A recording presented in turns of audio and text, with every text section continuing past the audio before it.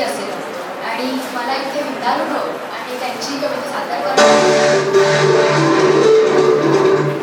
त्यांची संधी मराठी मागणी करून दिली त्याबद्दल त्यांचे मनपूर्वक आभार.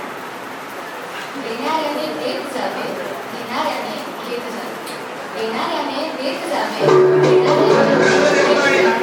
हिरव्या पिवळ्या माळावरून हिरवी पिवळी शाल घरी. हिरव्या पिवळ्या माळावरून हिरवी पिवळी शाल घरी. सह्याद्रीच्या कड्याकडून छातीसाठी ढाल घरी. वेड्या पिशा ढगाकडून वेडे पिसे आकार घ्यावे. वेड्या पिशा ढगाकडून वेडे पिसे आकार घ्यावे. रक्तामधल्या प्रश्नांसाठी पृथ्वीकडून होकार घ्यावे. उसळलेल्या दर्याकडून पिसाळलेली आयाळ घ्यावी. उसळलेल्या दर्याकडून पिसाळलेली आयाळ घ्यावी. भरलेल्या अशा भीमेकडून तुकोबाची माळ घ्यावी. देणाऱ्याने देत जावे, घेणाऱ्याने घेत जावे. देणाऱ्याने देत जावे, घेणाऱ्याने घेत जावे. घेता घेता एक दिवस देणाऱ्याचे हात घ्यावे. ही कविता अगदी मी 5वी 6वीत असताना ऐकली असावी. शब्दोशब्दी अर्थ घेण्याखेरीज मी नक्की काही विचारच केला नव्हता. म्हणजे माणसाने इतकं स्वार्थी असावं की घेणाऱ्याचे हातही घ्यावे. तेव्हा ती अतिशयोक्ती वाटत असली तरी खरा अर्थ नंतर उमगला. तो असा की देणारा देत आहे तोपर्यंत घेणाऱ्याने घेत जावे. मात्र देणारा थकला की त्याची जी दातृत्व वृत्ती आहे ती घेणाऱ्याने पुढे चालवली पाहिजे.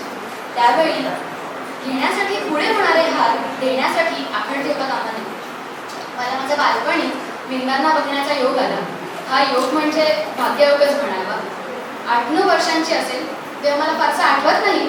मात्र माझ्या शाळेत ते पाहुणे म्हणून आले होते. त्यांच्या पत्नी सुमाताई सुद्धा होत्या. त्यांचं वय पार झालं असल्या कारणाने मला चांगलं आठवत आहे की त्यांना आधाराशिवाय चालणं थोडं कठीण जात होतं. कलाकार तो कलाकारच शेवटी. कारण शरीर जरी थकलेलं असलं तरी विचार मात्र प्रसन्न होते. काय बोलले हेही स्पष्ट आठवत नाही, मात्रही प्रभावित झाले होते. त्याचं मुख्य कारण म्हणजे बाबांनी माझ्याकडून त्यांच्या बालगीतं म्हणून घेतली होती. एकू लोकांचा देश, राणीची बाग, सशाचे कान, ती बालगीतं. त्यामुळे मला अगदी मजा आली होती आणि त्यांना भेटण्याची उत्कट इच्छाही नंतर पूर्ण झाली. जसं जसं मी वरच्या इयत्तेत जायला लागली तसं तसं त्यांच्या कविता अभ्यासल्या होत्या. याची देही याची डोळा अशा थोर साहित्यिकाचं दर्शन लाभलं हे मनोमनी कमालीचा अभिमान व्यक्त करते. त्यांचा आपण आज जन्मशताब्दी वर्ष साजरं करत आहोत. खरं तर आता विंदा हयात असते तर त्यांना आत्ताच्या कविता आवडल्या असत्या का असा प्रश्न नेहमी पडतो. त्यांची बालगीतं अगदी बालमनाला मोठवून टाकणारी आहेत. तर आत्ताच्या कवितांमध्ये हरवलेलं बालपण हा एकंदरीत आव असतो. हे त्यांना भावलं असतं का हे न उमगणारं पुढं असतं. धन्यवाद.